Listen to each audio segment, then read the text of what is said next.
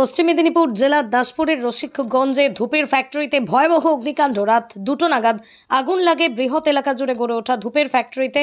জানা যায় যে এই ধূপের ফ্যাক্টরিতেই প্রতিনিয়ত 1,500 থেকে 2,000 মানুষের জীবিকা নির্বাহ করে। আর সেই ধূপের ফ্যাক্টরিতে রাত 2টো নাগাদ আগুন লাগে এমনই অনুমান করছে স্থানীয় মানুষজন।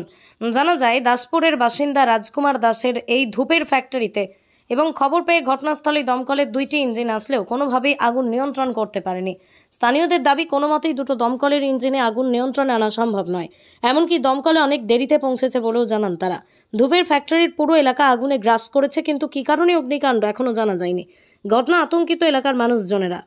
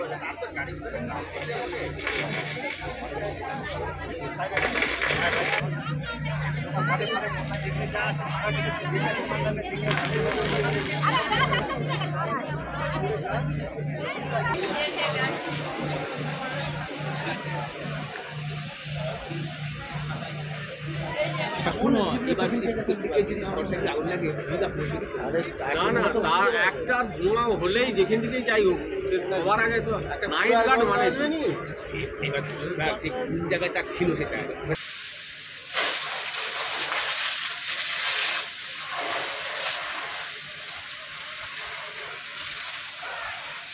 হেলমেটটাতে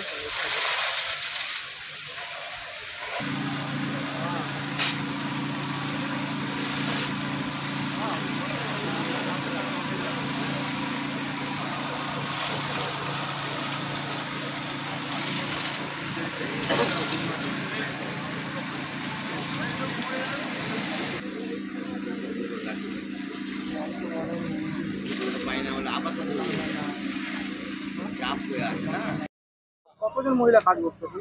মহিলা অনেক, বহু লোক কাজ করে। আমাদের এক থেকেই খাওয়া দাওয়া, এক থেকেই আমাদের সব কিছু। আমরা কাজ করে খাই। আমরা ভোরবেলা আমার কষ্টের জ্বালায় আমরা ভোরবেলা চলে আসি। এসে আমাদের লকডাউন থেকে আমাদের এই এখন 1-1 কাজ হয়, কিন্তু আমাদের কাজ কাজ ভালো হয়নি। ওই পয়সাতেই আমরা ম্যানেজ করে খাই। কারখানা তো পুড়ে গেছে। হ্যাঁ, এবার আমরা কি করে খাবো? আমাদেরকে তো কিছু ব্যবস্থা না করলে আমরা খেতেই পাবো না। আমাদের একদিকেই সব কিছু, এখান থেকে সংসার চলছে। আমাদের এখান থেকেই সংসার চলে। কি করবেন এখন? এখন কি করবো, আমরা কিছু ভাবতেই পারিনি এখন কি করবো। এখন আমাদের পুড়ে গেছে। এখন তো সব পুড়ে গেছে। কিসের কাজ করতেন কারখানায়? আমরা প্যাকেটের কাজ করি, কিন্তু মেন তো এখান থেকেই আমাদের সব মাল টাল এখান থেকে যাই ওখানে কাজ করি। কতজন মহিলা এরকম? মহিলা বহু আছে, হাজার 1200 মহিলা। আপনারা খবর পেয়েছেন যে কারখানায় আগুন লেগে গেছে? হ্যাঁ, আমরা ফোনপে দেখেছি, ফোনেই দেখে হয়েছে। সবাই এসেছে? হ্যাঁ, কি নাম আপনার? দীপালি দল। কি নাম? দীপালি দল।